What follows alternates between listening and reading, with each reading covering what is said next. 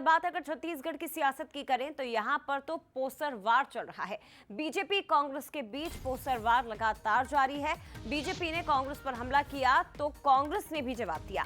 कोल घोटाले के आरोपियों का रिमांड बढ़ने पर निशाना साधा। सुशासन की सरकार में भ्रष्टाचारियों पर कड़ा प्रहार, ये बीजेपी का कहना है। घोटाले के आरोपियों की 19 मार्च तक रिमांड बढ़ी है। कांग्रेस का हाथ घोटालेबाजों के साथ, ये आरोप बीजेपी के इस पोस्टर में कांग्रेस पर लगाए गए। लेकिन दूसरी तरफ कांग्रेस ने भी आगे बढ़ते हुए महंगाई को लेकर बीजेपी पर तंज कस दिया।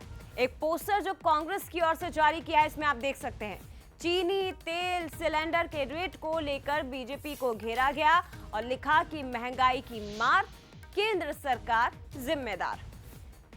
तो बीजेपी जहां पोस्टर जारी करके घोटालों का आरोप लगा रही है, दूसरी तरफ कांग्रेस भी कहां पीछे रहने वाली थी। उसने महंगाई को लेकर एक पोस्टर जारी कर दिया और इसमें आम आदमी का जिक्र किया गया है।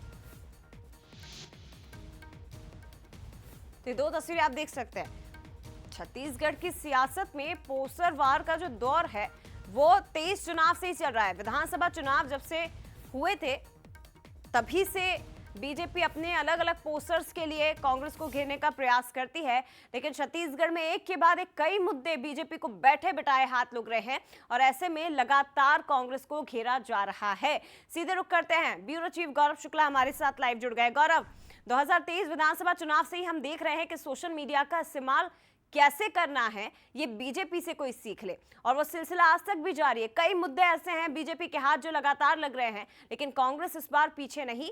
महंगाई को लेकर वार किया गया। जी बिल्कुल, देखिए जिस तरीके से बीजेपी सोशल मीडिया का उपयोग कर रही है वो साफ तौर पर देखने को मिल रहा है। विधानसभा चुनाव से शुरू हुआ इनका पोस्टर और कार्टून वार सीधे तौर पर कांग्रेस को घेरते नजर आ रहा है। और यदि हम बात करें तो होली के समय में भी बीजेपी पोस्टर वार के जरिए जो है पूर्व की कांग्रेस सरकार और भूपेश बघेल को घेरते नजर आ रही है। और इसमें सीधे तौर पर जो डीएमएफ घोटाला हुआ था उस पर निशाना साधा है और आरोपियों पर जो 19 तारीख तक रिमांड बढ़ी है उसका जिक्र है। तो वहीं ईडी की जो कार्रवाई अभी पूर्व मुख्यमंत्री के घर में हुई थी उसका भी जिक्र इसमें किया गया है। और ये साफ तौर पर कहा है कि कांग्रेस का हाथ भ्रष्टाचारियों के साथ।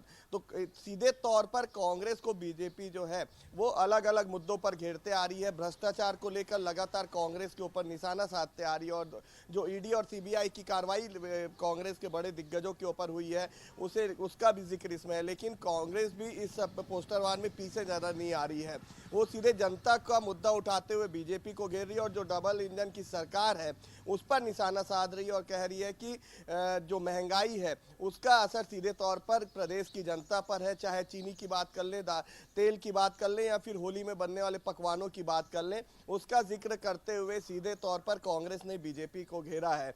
तो कहा यह जा सकता है कि रंगों के इस त्योहार में बयानबाजी और पोस्टर की जो सियासत है वो तेजी से चल रही है और आरोप प्रत्यारोप का दौर इसी के माध्यम से जारी है। जी कुल मिलाकर दोनों ही राजनीतिक दलों की ओर से एक दूसरे की नब्ज को टटोलने का प्रयास गौरव इन पोस्टर के जरिए किया जा रहा है। फिलहाल बहुत धन्यवाद आपका तमाम जानकारी साझा करने के लिए।